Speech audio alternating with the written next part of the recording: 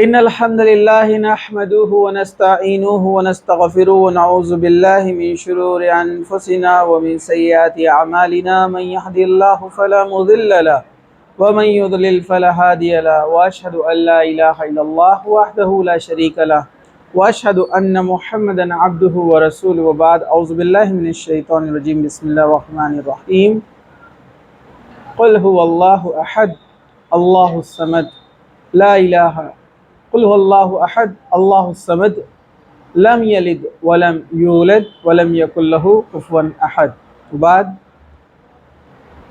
وقال النبي صلى الله عليه وسلم فإن خير الحديث كتاب الله وخير الهدي هدي محمد صلى الله عليه وسلم وشر الأمور محدثاتها وكل محدثة بدعة وكل بدعة ضلالة وكل ضلالة في النار وبعد رب اشرح لي صدري ويسر لي أمري واحلل عقدة من لساني يفقهوا قولي أما بعد الله أكبر الله أكبر الله أكبر لا إله إلا الله والله أكبر الله أكبر وللہ الحمد۔ یہ تکبیرات ہمیں جو ہے پڑھتے رہنا چاہیے عید کی نماز ہونے تک۔ ویسے پورے 10 دنوں میں یہ ہمارا سلسلہ ہونا چاہیے تھا، لیکن بہت کم لوگ اس کو کرتے ہیں۔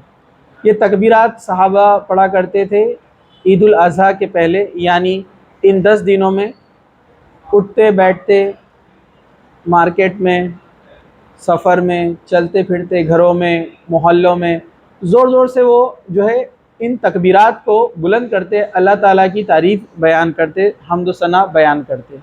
تو یہ سنت طریقہ ہے، ٹھیک ہے۔ چلیے، تو انشاءاللہ تعالیٰ جو ہے ایک خوشی کا دن ہمارے قریب آ رہا ہے، یعنی عید الاضحیٰ، جس میں ہم جانور کو ذبح کرتے ہیں، ٹھیک ہے، اور اللہ تعالیٰ کے نزدیک ایک قربانی پیش کرتے ہیں۔ اور اس سے پہلے ہم یہ بیان میں سن چکے ہیں کہ اللہ تعالیٰ کو نہ جانور کا خون پہنچتا ہے نہ گوشت، سورہ حج میں اللہ تعالیٰ نے اس کو بیان کیا، بلکہ اللہ تعالیٰ کو آپ کا تقوی پہنچتا ہے کہ کون کتنا تقوی سے یہ قربانی کو پیش کرتا ہے۔ تو اللہ کے یہاں یہ گوشت بھی نہیں پہنچتا نہ خون پہنچتا ہے، بلکہ کیا ہوتا ہے، ہم قربانی کرتے ہیں، جانور کو ذبح کرتے ہیں اور غریبوں میں اس کو تقسیم کر دیتے ہیں۔ تو ایک انسان اپنے حلال کمائی کو کیا کرتا ہے، محنت کی کمائی کو اللہ کی راہ میں اس جانور کی شکل میں قربان کرتا ہے، ذبح کرتا ہے، اور یہ ایک پیغام ہے ہمارے لیے کہ ہم اللہ تعالیٰ کے لیے ہر قسم کی قربانی دینے کے لیے تیار ہے۔ اس موضوع پر بھی ہماری پہلے آلریڈی بہت ساری جو ہے گفتگو اور ڈسکشن ہو چکا۔ چلیے اب ہم آگے بڑھتے ہیں۔ آج ہم دیکھیں گے نماز عیدین کے تعلق سے۔ اس میں عید الفطر اور عید الاضحیٰ دونوں نمازوں کے لیے ہیں، لیکن چونکہ اب آ رہی ہے عید الاضحیٰ تو چلیے ہم اس کے بارے میں یہاں پر دیکھتے ہیں۔ تو عید جو لفظ ہے یہ عاد سے یا یعود سے بنا ہے، عین الف دال سے، عاد یا یعود۔ عاد یا یعود کہتے ہیں وہ چیز جو بار بار پلٹ کر آتی ہے۔ چونکہ عید الفطر اور عید الاضحیٰ ہر سال آتی ہے، اس لیے ریپیٹ ہوتی ہے بار بار، اس لیے اس کو عید کہا گیا ہے۔ اور شریعت کی اصطلاح میں تو یہ وہ خوشی کے 2 دن ہیں جو ہمیں جو ہے اللہ سبحانہ و تعالیٰ نے خوشیاں منانے کے لیے دیے ہیں، عید الفطر اور عید الاضحیٰ۔ اس کے تعلق سے اللہ کے رسول صلی اللہ علیہ وسلم فرماتے ہیں کہ ہر قوم کی عیدیں ہوتی ہے، خوشی کا دن ہوتا ہے، لوگ فیسٹیولز مناتے ہیں، تو ہر قوم میں کچھ نہ کچھ ہے۔ کہا ہماری عیدیں 2 ہے، عید الفطر اور عید الاضحیٰ۔ کچھ جگہ پر جمعے کو بھی عید المومنین کہا گیا ہے، لیکن عید المومنین ویسی عید نہیں ہے جیسے عید الفطر اور عید الاضحیٰ ہے۔ کچھ لوگ بولتے ہیں کہ ارے حدیث میں آتا ہے جمعہ عید المومنین ہے تو اپن جمعہ مبارک بول سکتے ہیں، نہیں، وہ ویسی عید نہیں ہے جیسی عید الفطر اور عید الاضحیٰ ہوتی ہے۔ جیسے عید الفطر اور عید الاضحیٰ میں روزہ رکھنا حرام ہے، لیکن ہم جمعے کے دن روزہ رکھ سکتے ہیں اگر ہمارے وہ روزوں کے دنوں کے بیچ میں جمعہ آتا ہے تو۔ جیسے آج جمعہ ہے لیکن ہم نے روزہ رکھا ہے، برابر ہے نا؟ تو جمعے کا دن عید المومنین ہے، بالکل خوشی کا دن ہے، مومنوں کے لیے عبادت کے لیے دن دیا گیا ہے، لیکن یہ ویسا عید نہیں ہے جیسا عید الفطر اور عید الاضحیٰ ہوتی ہے۔ چلیے، عید کی نماز ہر مکلف شخص پر واجب ہے۔ عید کی نماز ہر مکلف شخص پر واجب ہے۔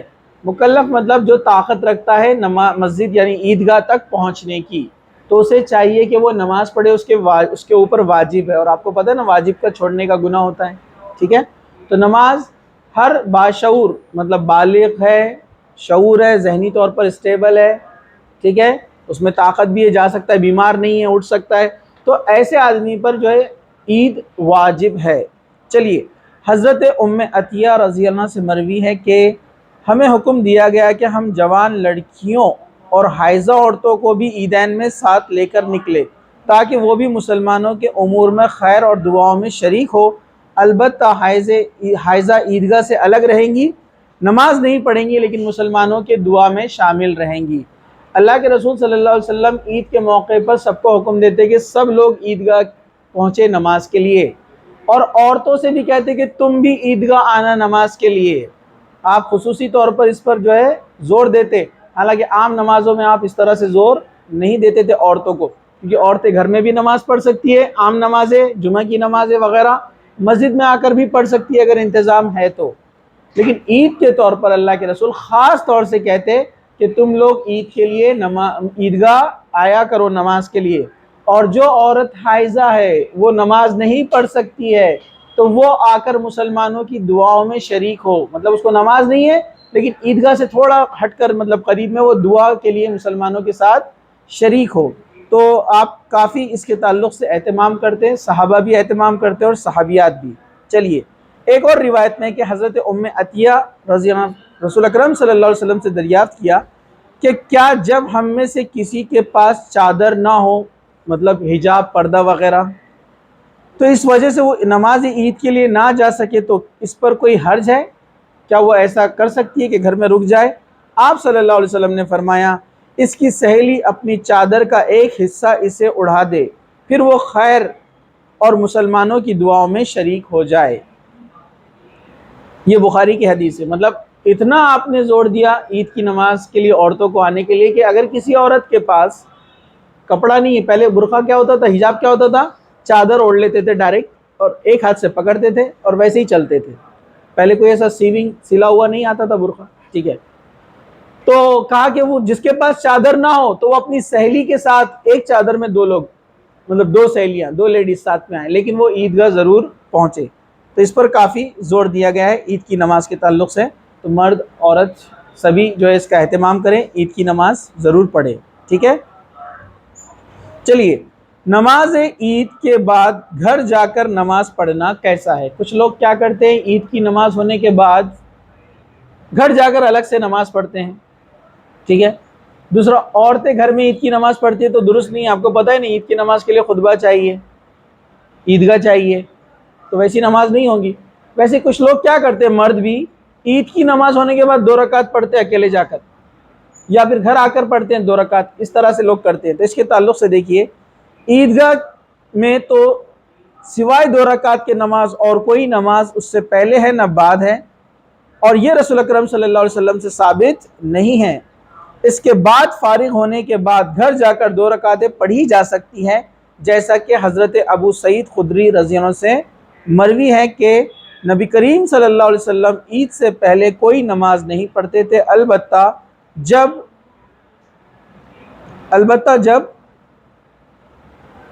اپنے گھر کی طرف لوٹتے تو 2 رکعت آپ نماز ادا کرتے۔ یہ حسن حدیث ہے، اسے ابن حبان نے روایت کیا ہے، ٹھیک ہے۔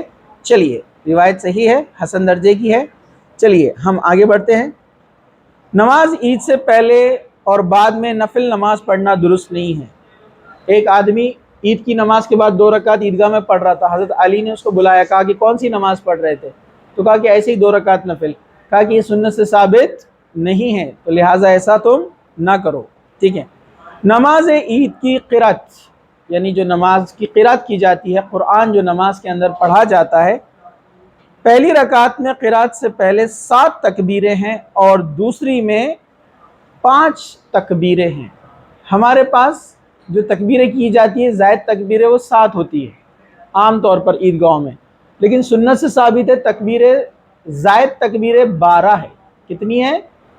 12 تکبیریں ہیں۔ پہلی رکعت میں 7 ہے اور دوسری رکعت میں کتنی ہے؟ 5، تو 7 اور 5 12۔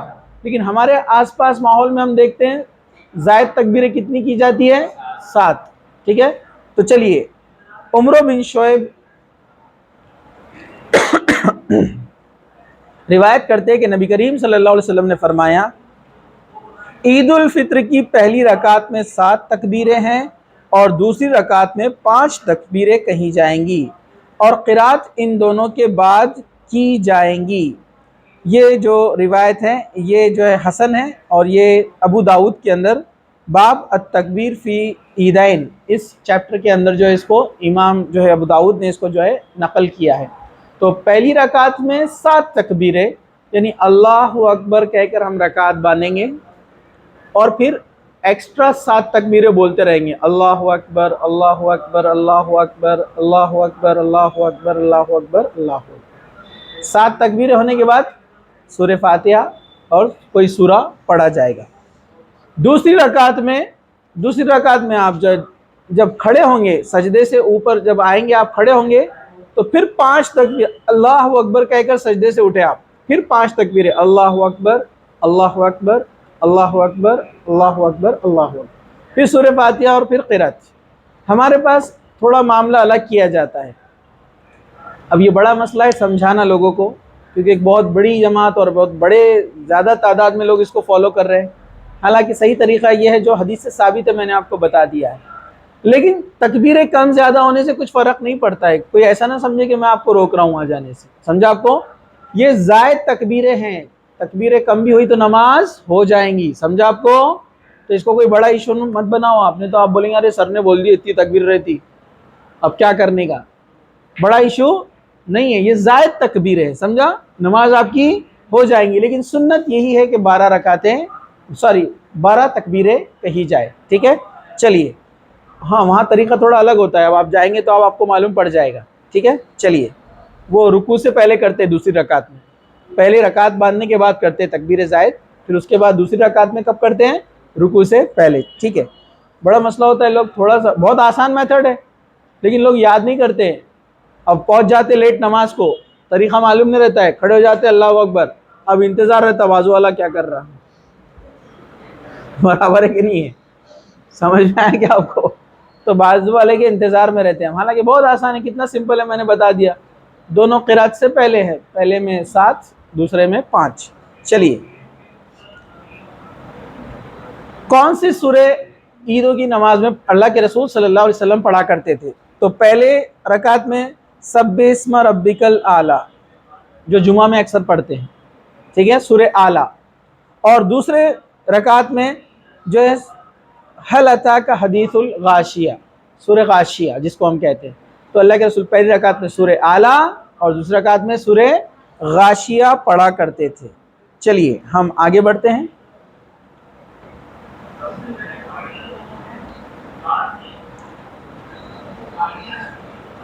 ہر 2 تکبیروں کا درمیانی فاصلہ کتنا ہونا چاہیے؟ ہر 2 تکبیروں کے درمیان معتدل آیت کے برابر ٹھہرنا چاہیے۔ حضرت ابن مسعود رضی اللہ عنہ سے قولاً اور فعلاً اس طرح ثابت ہے کہ ہر 2 تکبیروں کے درمیان ایک کلمے کی مقدار کے برابر فاصلہ ہونا چاہیے۔ ایک کلمہ جو ہم پڑھتے ہیں اس کے برابر، لا الہ الا اللہ محمد رسول اللہ، چھوٹا ہے نا، تو اللہ اکبر اللہ اکبر، اتنا گیپ کافی ہے۔ تو یہ حضرت ابن مسعود رضی اللہ عنہ سے مروی ہے کہ اتنا گیپ ہونا چاہیے، ٹھیک ہے؟ تکبیرات عیدین کا حکم، ٹھیک ہے، اس میں الگ الگ احکامات آتے ہیں، جیسے امام ابو حنیفہ فرماتے ہیں، امام مالک بھی کہتے ہیں اگر کوئی تکبیر چھوڑے گا تو سجدہ سہو کرے گا، جس کی تکبیر چھوٹ گئی سجدہ سہو کرے۔ جبکہ جمہور علماء کہتے ہیں، اکثر علماء جو کہتے ہیں ایسے شخص پر کوئی سجدے سہو نہیں ہے، اگر تکبیرات میں سے جو زائد تکبیرات ہے وہ آپ سے چھوٹ گئی ہے تو کوئی سجدے سہو کرنے کی ضرورت نہیں ہے۔ امام شوکانی کہتے ہیں یہ تکبیریں اس لیے واجب نہیں ہیں کیونکہ وجوب کی کوئی دلیل نہیں ہے، انہوں نے کہا کہ یہ تکبیریں واجب میں نہیں ہیں، سمجھا آپ کو؟ یہ سنت عمل ہے، یہ واجب نہیں ہے، تکبیر چھوٹ جائے تو کوئی حرج نہیں ہے، ٹھیک ہے؟ چلیے، یہ چند قول تھے، ارے کون آ گیا، ٹھیک ہے، چلیے اب آگے چلتے ہیں ہم۔ تکبیرات عیدین کے ساتھ رفع دین کرنا، اس کے تعلق سے حضرت ابن عمر رضی اللہ عنہ فرماتے ہیں کہ عید کی ہر تکبیر کے ساتھ رفع دین جو ہے وہ کیا کرتے تھے۔ کون؟ ابن عمر، عبداللہ ابن عمر، جیسا کہ امام ابن قیم نے یہ بات نقل فرمائی ہے۔ ٹھیک ہے. لیکن صحیح بات یہ ہے کہ کوئی اگر تکبیر رفع دین کرنا چاہے، جو زائد تکبیرات ہے اس میں رفع دین ہاتھ اٹھاتے نا، کوئی کرنا چاہے تو کر سکتا ہے، اور نہ بھی کرے تو درست ہے. سمجھا آپ کو؟ اور نہ کرنا بہتر ہے. اس میں بہت ساری روایتیں ہیں لیکن ہم مختصر سا اس کو بیان کرتے ہوئے آگے چل رہے ہیں. چلیے، امام البانی فرماتے ہیں کہ یہ عمل مسنون نہیں ہے، نیز کسی صحابی کا عمل یا کسی کام کو سنت نہیں بنا سکتا ہے. کسی صحابی کا کیا ہوا عمل یہ سنت نہیں بنتا ہے. کوئی کرنا چاہے تو کر سکتا ہے، ان کو کاپی کر سکتا ہے. سمجھا آپ کو؟ لیکن انہوں نے کہا کہ بہتر یہ ہے کہ رفع دین نہ کرے. کس میں؟ زائد تکبیرات میں. باقی رفع دین تو آپ کریں گے جو رکوع میں جانے سے پہلے کرتے ہیں اور رکوع سے اٹھنے کے بعد کرتے ہیں، ٹھیک ہے. ورنہ زائد تکبیرات میں رفع دین، رفع الیدین کس کو بولتے ہیں؟ رفع کہتے ہیں اٹھانے کو، ید کہتے ہیں ہاتھ کو، یدین دونوں ہاتھ، دونوں ہاتھوں کو اٹھانا جو ہم نماز کی شروعات میں کرتے ہیں نا، اس کو بولتے ہیں رفع الیدین، دونوں ہاتھوں کا اٹھانا. اور یہ بہت بڑی سنت ہے، اکثریت اس کو چھوڑ رہی ہے نا. اب اس میں سے آپ میں سے کچھ کرتے ہیں کچھ نہیں کرتے ہیں، میں کسی کو فورس نہیں کرتا ہوں، لیکن آپ پڑھیے 400 حدیثیں ہیں رفع دین کی، 400. یہاں تک کہ بہت سارے جو دوسرے مسلک اور جماعت کے لوگ ہیں، ان کے بڑے امام ہیں، میری ان سے بھی بات چیت ہوئی، وہ بھی کہتے ہیں کہ معاملہ ایسا ہے کہ امت ابھی ماننے کو تیار نہیں ہے. اور آپ کو صحیح بات بتاؤں کیا وہ بولتے ہیں؟ میں بھی اکیلے میں رفع دین گھر میں کرتا ہوں لیکن سب کے سامنے نہیں کر سکتا کیونکہ مسائل بہت زیادہ ہے، لوگ عجیب اس کو جو ہے شکل میں لیتے ہیں. ٹھیک ہے، خیر لوگوں کو بھی چاہیے کہ علم کو بڑھائے، اپنے علم کو بڑھائے، اضافہ کرے. چلیے 400 حدیثیں آتے ہیں رفع دین کے تعلق سے. ٹھیک ہے، اب ہم آگے بڑھتے ہیں. امام نماز کے بعد خطبہ دے. پہلے نماز پڑھی جائیں گی، اس کے بعد خطبہ ہوگا. جمعہ میں کیا ہوتا ہے؟ پہلے خطبہ ہوتا ہے اور بعد میں نماز ہوتی ہے. ٹھیک ہے. عیدین میں کیا ہوگا؟ پہلے نماز پڑھی جائیں گی، اس کے بعد خطبہ ہوگا. اور آپ لوگ خطبے کے لیے رکنا چاہیے. کچھ لوگ نماز پڑھتے ہیں اور فوراً بھاگتے ہیں. کچھ لوگوں کو بولا جاتا ہے ارے بھائی نماز ابھی خطبہ ہے، ارے وہ قصے ہی بھاگ جائیں گا. سمجھا کیا؟ اس کو پکڑ کے لانے کا ہے. کسی کو بولتے ارے وہ بہت رش ہو جائے گا. یہ کچھ بہانے تھوڑی ہے. آپ کی نماز پوری مکمل ہونا ہے، آپ کو خطبہ سننا ہے، اس کے بعد آپ کو قربانی کرنا ہے. تو یہ بات یاد رکھیے، خطبہ سننا چاہیے. امام صاحب نماز کے بعد عربی میں خطبہ دیتے ہیں، کبھی اردو میں بھی کچھ بیان دیتے ہیں، اس کو سننا چاہیے. ہمارے لیے بہت بہتر ہوتا ہے وہ. ٹھیک ہے، اور یہ سنت ہے اور یہ ضروری بھی ہے. خطبہ آپ پورا سنیں. اس کے بعد اس میں وہ خطبے میں دعا بھی کرتے ہیں، تو اس دعا میں شامل ہونا چاہیے. کیونکہ اللہ کے رسول صلی اللہ علیہ وسلم نے خاص طور سے عورتوں کو جب تاکید کی کہ حیض کی حالت میں آپ پر نماز نہیں ہے پھر بھی آپ آؤ تاکہ دعاؤں میں شامل رہے، تو مردوں نے تو شامل ہونا ہی چاہیے، بالکل بھی دعاؤں میں رکنا چاہیے اور ایسی گڑبڑ نہ کرے اور سکون کے ساتھ نماز ادا کرے اور اس کے بعد خطبہ سنے. حضرت ابن عمر سے مروی ہے کہ رسول اکرم صلی اللہ علیہ وسلم، حضرت ابو بکر، حضرت عمر، یہ سب کو ہم نے دیکھا کہ خطبے سے پہلے 2 رکعت نماز عید کی ادا فرماتے تھے. مطلب پہلے نماز ادا کرتے تھے اور اس کے بعد خطبہ دیا کرتے تھے عید کا. ٹھیک ہے، تو ایسے اور بھی بہت ساری روایتیں یہاں پر موجود ہے. خطبہ عید کا حکم، عید کا جو خطبہ ہے اس کا کیا حکم ہے، ذرا دھیان سے سنیے. چلیے، حضرت عبداللہ بن صائب رضی اللہ عنہ سے مروی ہے کہ میں نبی کریم صلی اللہ علیہ وسلم کے ساتھ عید میں حاضر ہوا. جب آپ صلی اللہ علیہ وسلم نے نماز مکمل کی تو فرمایا یقیناً ہم خطبہ دیں گے، پس جو خطبے کے لیے بیٹھنا پسند کرے وہ بیٹھ جائے اور جو ناپسند کرے وہ چلا جائے. تو یہ ابو داؤد کی حدیث ہے. اب کون ہے جو خطبے کو ناپسند کرے گا؟ برابر ہے کہ نہیں؟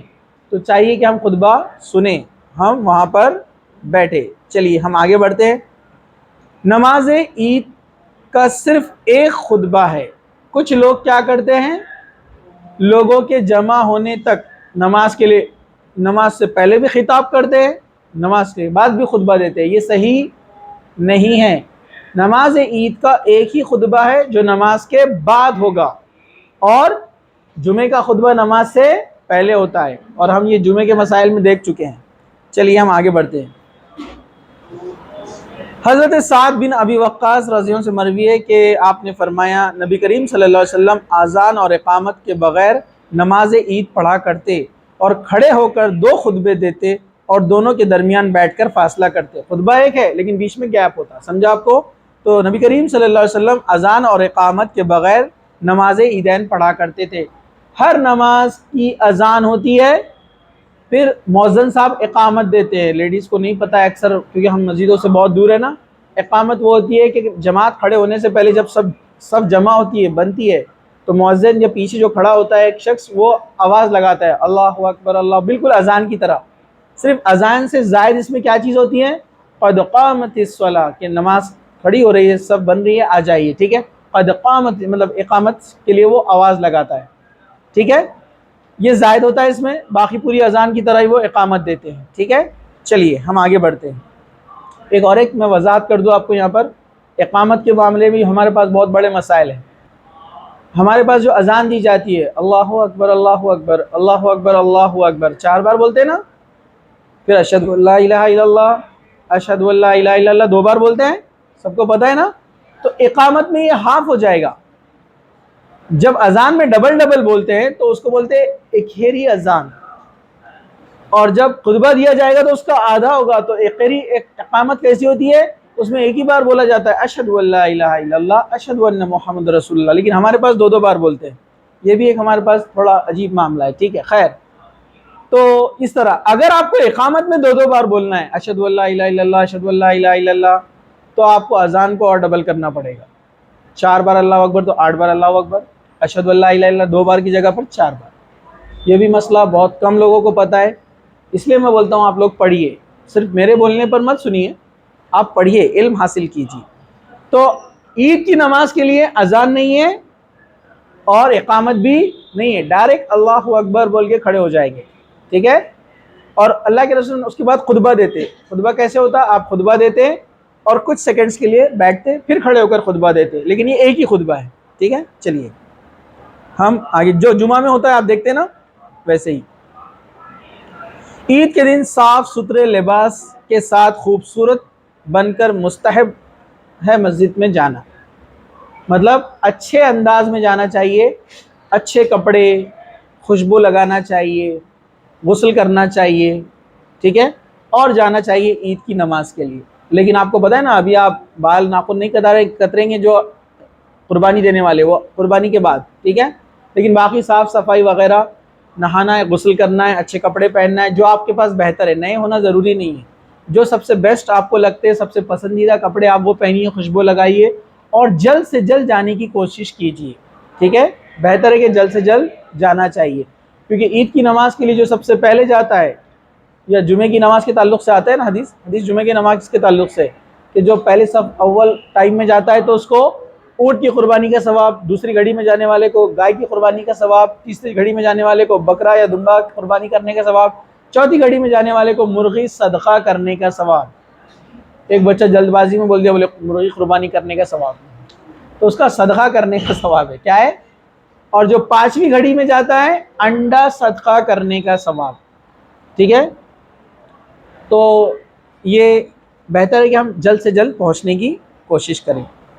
حضرت جابر رضی اللہ عنہ سے مروی ہے کہ نبی کریم صلی اللہ علیہ وسلم عید میں اور جمعہ کے دن سرخ چادر پہنا کرتے تھے. اللہ کے رسول صلی اللہ علیہ وسلم کے پاس 3 لباس ایک وقت میں رہا کرے اکثر، جس میں سے کچھ کلر کے نام آتے ہیں: بلیک، ریڈ، وائٹ.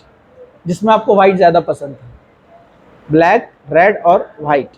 ٹھیک ہے، تو آپ اکثر سرخ والی جو آپ کا لباس ہے آپ وہ پہنتے تھے، وہ آپ کو پسند تھا، ریڈ والا. ٹھیک ہے، آپ وہ پہن کر جمعہ میں اور عیدین میں اکثر جاتے تھے. ٹھیک ہے، چلیے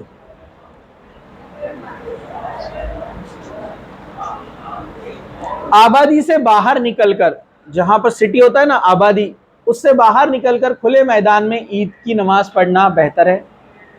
حضرت ابو سعید خدری رضی اللہ عنہ سے مروی ہے کہ نبی کریم صلی اللہ علیہ وسلم عید الفطر اور عید الاضحیٰ کے دن عیدگاہ کی طرف باہر نکلتے تھے. ٹھیک ہے، چلیے ہم آگے بڑھتے ہیں. کسی عذر کی وجہ سے اگر مسجد میں نماز عید پڑھ لے تو کیا ہے؟ کسی وجہ سے عیدگاہ نہیں جا سکتے تو مسجد میں عید کی نماز پڑھنا کیسا ہے؟ حضرت ابو ہریرہ رضی اللہ عنہ سے مروی ہے کہ ایک عید کے موقع پر لوگوں کو بارش نے آ لیا تو نبی کریم صلی اللہ علیہ وسلم نے انہیں نماز عید مسجد میں پڑھا دی۔ اس کا مطلب کیا ہے؟ ایک عید کا موقع ایسا ہے کہ بہت زوردار بارش چل رہی تھی کہ لوگ اب شہر سے دور جا کر کھلے میدان میں نہیں پڑھ سکتے تھے، تو آپ نے سب کو نماز کہاں پڑھائی؟ مسجد میں پڑھائی، ٹھیک ہے؟ لیکن اس کی جو سند ہے یہ حدیث ضعیف ہے۔ یہ جو حدیث کی سند ہے وہ کیا ہے؟ ضعیف ہے، مطلب قابل قبول نہیں ہے۔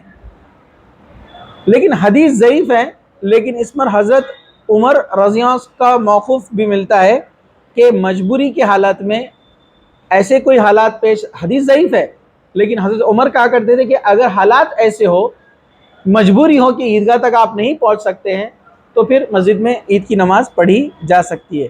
پھر اس میں علماء میں اختلاف ہے، کچھ علماء میں اس میں اختلاف ہے کہ نماز عید وسیع اور کشادہ جگہ میں پڑھنی چاہیے، مسجد میں پڑھنا، یہ عیدگاہ میں پڑھنا افضل ہے، ٹھیک ہے، مسجد میں پڑھنا افضل نہیں ہے، ٹھیک ہے۔ امام شافعی کہتے ہیں اگر علاقے کی مسجد ہی وسیع اور کشادہ ہو تو اس میں پڑھنا کوئی حرج نہیں ہے، مطلب اگر مسجد ہی اتنی بڑی ہے، اس کا بہت بڑا آنگن یا اس کا جو کمپاؤنڈ ہے کافی بڑا ہے، تو اس میں پڑھنے میں کوئی حرج نہیں، یہ امام شافعی فرماتے ہیں۔ امام مالک کہتے ہیں آبادی سے باہر نکل کر ہی پڑھنا افضل ہے، ٹھیک ہے۔ راجح قول، امام مالک کا قول جو ہے راجح ہے، آبادی سے باہر نکل کر پڑھنا افضل ہے، نبی کریم صلی اللہ علیہ وسلم کی سنت سے ثابت ہے، اور حضرت علی رضی اللہ عنہ نے آبادی سے باہر نکل کر نماز عید کے متعلق کہا اگر یہ عمل یعنی آبادی سے باہر نکل کر نماز ادا کرنا سنت نہ ہوتا تو میں مسجد میں ہی پڑھ لیتا، ٹھیک ہے۔ یہ جو ہے مصنف ابن شیبہ کی روایت ہے، صحیح ہے۔ حضرت علی کا جو قول تھا کہ ہم شہر چھوڑ کر میدان میں آ کر باہر نماز پڑھتے ہیں کیونکہ یہ اللہ کے رسول کے سنت سے ثابت ہے اور بہتر یہی ہے، افضل یہی ہے، امام مالک کہتے ہیں، اور راجح قول اسی کو کہا جاتا ہے۔ راجح مطلب جو ایکسیپٹیبل ہے، سب کے اسٹیٹمنٹ لیے بات محدثین علماء کیا کرتے ہیں، وہ بولتے ہیں کہ راجح حدیث سے کس کا میچ ہوتا ہے زیادہ قریب، کیونکہ ہو سکتا ہے کسی امام کے زمانے میں وہ حدیث وہاں تک نہیں پہنچی ان کے شہر تک، ایسے ممکنات ہے، ایسی پاسبلٹیز ہے، اس لیے بعد کے علماء نے ان سارے سب کے اسٹیٹمنٹ، سب کے قولوں کو جمع کیا، پھر دیکھا کہ کس کا قول حدیث سے زیادہ میچ کرتا ہے، اس کو وہ راجح کہتے ہیں۔ سمجھا آپ کو؟ چلیے، نماز عید کے لیے پیدل جانا یہ اچھا عمل ہے، بہتر ہے۔ حضرت علی رضی اللہ عنہ سے مروی ہے کہ عیدگاہ کی جانب پیدل چل کے جانا سنت ہے، ٹھیک ہے۔ اللہ کے رسول جو ہے عید کی نماز کے لیے پیدل جاتے، اور آپ کا ایک طریقہ تھا، آپ ایک راستے سے جاتے تھے اور دوسرے راستے سے آتے تھے، سیم روٹ سے اللہ کے رسول نہیں جاتے تھے، ایک روٹ سے جاتے تھے اور دوسرے روٹ سے آتے تھے، ٹھیک ہے۔ اور ہر اچھا کام صرف نماز کے لیے نہیں، اللہ کے رسول صلی اللہ علیہ وسلم ہر اچھا کام اسی طرح کرتے تھے، جاتے ایک روٹ سے تھے اور آتے دوسرے روٹ سے تھے، یہ سنت طریقہ ہے۔ چلیے، یہ میں پہلے بتا چکا ہوں، راستہ تبدیل کرنا۔ عید الفطر کے لیے جانے سے پہلے کچھ کھانا اور عید الاضحیٰ کے لیے جانے سے پہلے نہ کھانا بہتر ہے۔ اللہ کے رسول صلی اللہ علیہ وسلم عید الفطر یعنی جو کون سی نماز ہے رمضان کے بعد، اس کے لیے جب جاتے تو کچھ کھا کر جاتے تھے، کھجور یا میٹھا، اور اب آڈ نمبر میں کھاتے تھے، اللہ کے رسول کی عادت تھی، ایک کھجور کھائیں گے یا پھر 3 کھائیں گے، یہ سنت ہے۔ آپ ہمیشہ آڈ نمبر کو پسند کرتے تھے کیونکہ وہ بولتے تھے کہ اللہ طاق ہے، اللہ آڈ ہے، اللہ ایک ہے نا، آڈ نمبر میں، اور اللہ طاق کو پسند کرتا ہے، مطلب آڈ نمبر کو اللہ تعالیٰ پسند کرتا ہے، ٹھیک ہے۔ اس لیے بہت سارے آپ دیکھیں گے حدیثوں میں، روایت میں اور اللہ کے رسول کی زندگی سے کچھ چیزوں کے عمل ملتے ہیں، 1 3 7 5 اس طرح سے، ٹھیک ہے، تو بہتر ہے۔ کچھ بچے یہ حدیث بہت اچھی یاد رکھتے ہیں، کسی نے ان کو کر دیا ایک چاکلیٹ کچھ کھانے کے لیے اور بولا دوسرا بھی لو، تو بولتے نہیں 3 دو، سنت ہے نا، برابر ہے کہ نہیں ہے، تو یہ چیزیں بہت یاد رہتی بچوں کو اچھے سے، ذرا دھیان سے دیکھو ادھر، ہاں، تو یہ بہتر ہے، ضروری نہیں ہے۔ نماز عید کا وقت سورج کے نیزے کے برابر بلند ہونے سے ڈھلنے تک ہے۔ نیزہ پتہ ہے؟ نیزہ جو گاڑا جاتا ہے، نیزہ پتہ ہے نا آپ کو، جو وار میں استعمال کیا جاتا ہے، تو آپ لکڑی کا استعمال کر سکتے ہیں۔ سورج نکل گیا ہے، اب اس کا شیڈ بڑھنا شروع ہو گیا، اب شروعات ہوئی، وہاں سے عید کا نماز کا ٹائم شروع ہو گیا، کب تک ہے؟ نماز عید کا وقت سورج کے نیزے کے برابر بلند ہونے سے ڈھلنے تک، برابر ہونے سے ڈھلنے تک اس کا وقت رہے گا، ٹھیک ہے۔ چلیے، حضرت عبداللہ بن بصر رضی اللہ عنہ سے مروی ہے کہ وہ لوگوں کے ساتھ عید الفطر عید الاضحیٰ کے دن نکلے تو انہیں امام کی تاخیر کر دینے پر نہایت تعجب ہوا۔ انہوں نے کہا کہ بے شک ہم تو اس وقت نماز پڑھ کر فارغ ہو چکے ہوتے ہیں اور وہ نماز چاشت کا وقت ہوتا ہے۔ نماز چاشت پتہ ہے، صبح جو نماز پڑھی جاتی ہے، پتہ ہے نا آپ کو؟ تو وہ وقت سے پہلے صحابہ نماز پڑھ لیتے تھے عید کی نماز، ٹھیک ہے۔ ایک امام لیٹ ہو گیا تو تب وہ آپس میں اس طرح سے ڈسکس کرنے لگے۔ چلیے، متفرقات، ایکسیپشنل کیسز۔ خطبہ عید کے لیے ممبر مشروع نہیں ہیں۔ خطبہ دینے کے لیے ممبر کا ہونا ضروری، جیسے جمعہ کا خطبہ ممبر پر چڑھ کر دیتے نا۔ ممبر پتہ ہے آپ کو گرلز؟ ممبر کیا ہے؟ وہ سیڑھیوں کی شکل میں ہوتا ہے، 3 اسٹیپس ہوتے ہیں، اس میں بھی آڈ نمبر 3 5 7 کتنے بھی ہو سکتے ہیں۔ سعودی عرب وغیرہ میں آپ دیکھیں گے تو ممبر بہت بڑا ہوتا ہے، 15-17 سیڑھیاں ہوتی ہیں اس میں اونچا، کیونکہ زیادہ دور تک لوگوں کو بولنا ہے نا۔ اور اللہ کے رسول کے زمانے میں ممبر لکڑی کا تھا، آج کل ہم جو ہے ٹائلز میں بنا دیتے ہیں، اس میں بھی حرج نہیں ہے، وہ لکڑی کا ہوا کرتا تھا جگہ ایڈجسٹ کرنے کے لیے۔ جمعہ کا وقت نہیں ہے تو اس کو ہٹا دیتے تھے، جب جمعہ ہوتا تو ممبر لا کے رکھتے تھے، اس پر آپ کھڑے رہ کر خطبہ دیا کرتے تھے۔ 3 5 7 سیڑھیوں کا ہوتا ہے وہ، ٹھیک ہے۔ تو عید کے لیے کیا ہے؟ حضرت ابو سعید رضی اللہ عنہ بیان کرتے ہیں کہ نماز عید کے متعلق کہ نماز کی ادائیگی کے بعد رخ پھیرتے اللہ کے رسول صلی اللہ علیہ وسلم اور لوگوں کے بالمقابل کھڑے ہو جاتے، مطلب وہاں پر ممبر نہیں ہوتا، لوگوں کے بالمقابل مطلب برابری، ٹھیک ہے۔ تو ممبر وہاں پر نہیں ہوتا تھا، ٹھیک ہے۔ تکبیرات ایام تشریف اور عشرہ ذی الحجہ تک کہنی چاہیے۔ تکبیرات جو ہوتی ہے نا، ہم جو بول رہے تھے اللہ اکبر اللہ اکبر اللہ اکبر اللہ اکبر، اشہد ان، کیا پڑھا آپ نے؟ اللہ اکبر اللہ اکبر، لا الہ الا اللہ، اللہ اکبر وللہ الحمد، یہ تکبیرات ہے۔ آپ نے بھی پڑھنا چاہیے گرلز، ٹھیک ہے، گھر میں پڑھنا چاہیے، آپ ٹیرس پہ جا کر مت پڑھو، ظاہر سی بات ہے پردے کا معاملہ رہتا ہے، نہیں تو آپ بولیں گے سر نے بولے پڑھنا ہے، ٹھیک ہے۔ چلیے، تو یہ چند مسائل تھے، کچھ متفرقات تھے۔ عید کے متعلق من گھڑت روایت، من گھڑت مطلب اپنے دل سے بنائی ہوئی کچھ لوگوں نے بنا لیے، ایسا ہر دور میں ہوتا ہے۔ عید الفطر اور عید الاضحیٰ کی رات کو کیا ہے؟ جس شخص نے عبادت و اذکار کے ذریعے عید الفطر اور عید الاضحیٰ کی رات کو زندہ رکھا تو جس دن دلوں کو موت آئیں گی اس کا دل نہیں مرے گا۔ یہ من گھڑت بات ہے، اس کو موضوع بولتے ہیں، موضوع روایت، موضوع مطلب جھوٹی باتیں۔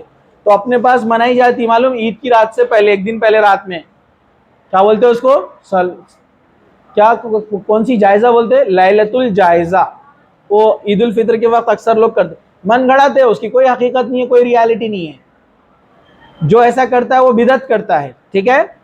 تو عید الفطر کے پہلے والی رات یا عید الاضحیٰ کے پہلے والی رات جاگنا، عبادت کرنا، یہ ثابت نہیں ہے۔ زندہ رکھا مطلب رات کو عبادت کیا، نماز پڑھا، اذکار، کچھ ثابت نہیں ہے۔ عشاء پڑھو، چپ چاپ سو جاؤ، تہجد میں اٹھو، وہ بیٹر نماز ہے، بیسٹ ہے وہ، ٹھیک ہے۔ فجر میں اٹھو، رات بھر جاگتے، جو عبادت میں جاگ رہا وہ تو زیادہ گنہگار ہے بنسبت وہ کام کرنے والے سے، میں تو بولتا، کیونکہ بدعت کر رہا نا، نئی چیز لایا اس نے۔ ہاں، جو کام میں مشغول رہتے ان کو بھی میری رائے ہے کہ راتوں میں نہ جاگے، اپنے بس رات میں تیاری چلتی پوری۔ عید الفطر کی بھی پورے ڈرائی فروٹس کاٹنا رات میں چالو رہتے، 2 2 3 3 بجے تک، ہے نا۔ اور فجر کی نماز غائب، برابر ہے کہ نہیں ہے؟ عید الاضحیٰ میں ویسے ہی کرتے ہیں، پوچھا چل رہا رات میں 2 بجے، ہے نا، صفائی چل رہی ہے، پورا کلیننگ ہو رہا، برابر ہے کہ نہیں ہے؟ جانور کو نہلا رہے، سردی کا موسم ہے، ایسا مت کرو، اس کو زکام ہو جائے گا، بیمار پڑ جائے گا، یہ قربانی کے ٹائم پرابلم، ٹھیک ہے۔ تو رات میں کر رہے ہیں سارے کام، بیٹر ہے کہ آپ اچھے سے عید منانا چاہتے ہیں، رات میں جلدی سو جائیے، عشاء پڑھیے اور سو جائیے، تہجد میں اٹھیے، اللہ سے دعا کیجیے، نماز فجر پڑھیے اور عید کی تیاری۔ ہمارے پاس رات میں 2 2 3 3 بجے تک جاگتے، فجر غائب، قضا، اکثر کی لوگوں کی عید کی نماز کی فجر کیا ہوتی ہے؟ قضا، پھر اس کے بعد لڑائیاں چلتی ہے، ہاں نمبر لگے ہوئے نا حمام میں، ممبر زیادہ رہتے ماشاءاللہ اپنے پاس. میں جا رہا تھا، تو جا رہا تھا، کشتی بھی ہو جاتی کسی کسی کی تو پکڑ کے روک لیتے اس کو، گروپ بھی بن جاتے. پتہ ہے آپ کو ان کا گروپ، اس کو میں نے پکڑ کے رکھا، تو جا. برابر ہے کہ نہیں ہے؟ تو یہ کیوں ہوتا ہے؟ لیٹ اٹھنے کی وجہ سے. جلدی اٹھیں گے جلدی فارغ ہو جائیں گے. دھیان سے سنیے، برابر ہے کہ نہیں ہے؟ اور پھر کیا ہوتا ہے؟ کیسے بھی تیار ہو جاتے، بھاگتے بھاگتے جاتے نماز میں، خود جو ہے 2 رکعت کے بجائے 1 رکعت مل رہی عید کی. ایسا بھی ہوتا ہے کبھی کبھی. نہیں، صحیح نہیں ہے. جلدی جانا چاہیے، تکبیرات بولنا چاہیے، جا کر مسجد میں بیٹھنا چاہیے، خطبہ اچھے سے سننا چاہیے. خطبہ سنتے فٹافٹ بھاگتے ہوئے آتے ہیں، پھر قصائی کے پیچھے بھاگ رہے ہیں، قربانی کے لیے پریشان ہیں. اچھی بات ہے، ویسا آپ انتظام کے لیے کوشش کر رہے ہیں. پھر قربانی کا گوشت بانٹ دیتے اور جو سوتے پڑے رہتے ہیں. ڈائریکٹ عشاء میں اٹھتے تھے. مطلب آپ نے خوشی کے دن کو کیا بنا دیا؟ اداس دن. عید الفطر میں تو سب سے زیادہ سوتے، مہمان ملنے بھی آئے تو نئے کپڑے پہن کے سوئے پڑے ہوئے. برابر ہے کہ نہیں ہے؟ بہت قریب کا آ گیا تو پھر سب لوگ اٹھاتے کہ بھائی ارے وہ آ گئے، وہ اپنے رشتہ دار آ گئے، بہت باتیں سناتے بعد میں وہ نہیں ملے تو پھر آدھا منہ دھو کر ایسے بیٹھتے ان کے سامنے، اور کیسے باجی. اور وہ بیچارے ڈسکشن نکالتے بیٹھ گئے. تھوڑی دیر تو انتظار رہتا، گھڑی کو دیکھتے کب جا رہے ہو. اپنے کو سونے کا، اثر سے پہلے جلدی نپٹانے کا، نیند کو، ہے نا. نہیں، آپ دن کو اداس کیوں بنا رہے؟ آپ کا دن اداس، یہ خوشی کا دن ہے. کل کا دن اس لیے آپ کو چھٹی دی جا رہی ہے، ٹھیک ہے؟ پوری تیاری کر لیجئے. آپ کو کیا کیا لانا ہے. ہاں بہت سارے لوگ رہتے ہیں نا تیاری، نان کا انتظام ہے، اسنیکس لاتے، بہت ساری چیزیں ہیں نا، چوڑا کھارا وغیرہ، سب پہلے کر لیجئے. آپ عید کے دن جلدی سو جائیے، رات میں عشاء کے بعد فجر سے اٹھیے اور فل انجوائے کیجئے. آپ یہ کھانے پینے کے دن ہے، بنائیے ایک سے ایک ڈش، رشتہ داروں کو دیجئے، پڑوسیوں کو دیجئے، ہے نا. انجوائے کیجئے. کیونکہ ہم نے جب اصلی دنوں کو انجوائے کرنا بند کیا نا تو ڈپلیکیٹ دن آ گئے ہمارے پاس. برتھ ڈے منا رہے، اینیورسری منا رہے، یہ سب بدعت اور خرافات ہے. اصلی خوشی کے دن ہم نے نہیں منائے، اس لیے ہم کو اب جو ہے ڈپلیکیٹ چیزوں میں مزہ آ رہا ہے. تو یہ ہمیں عید کو اچھے سے انجوائے کرنا ہے انشاءاللہ. ٹھیک ہے؟ رات میں جلدی سونا ہے، فجر سے اٹھ جانا ہے، اور دن بھر سونا نہیں ہے. اور دن بھر کی تھکان کے بعد آپ پھر عید کے دن عشاء کے بعد سوئیں گے، نیکسٹ ڈے آپ کی عادت برقرار رہیں گی، آپ فجر میں اٹھ جائیں گے. ٹھیک ہے؟ تو اللہ تعالیٰ سے دعا ہے کہ اللہ تعالیٰ ہمیں کہنے سے سننے سے زیادہ عمل کی توفیق عطا فرمائے. وآخر دعوانا الحمد للہ رب العالمین. سبحان ربک رب العزت عما یصفون وسلام علی المرسلین والحمد للہ رب العالمین.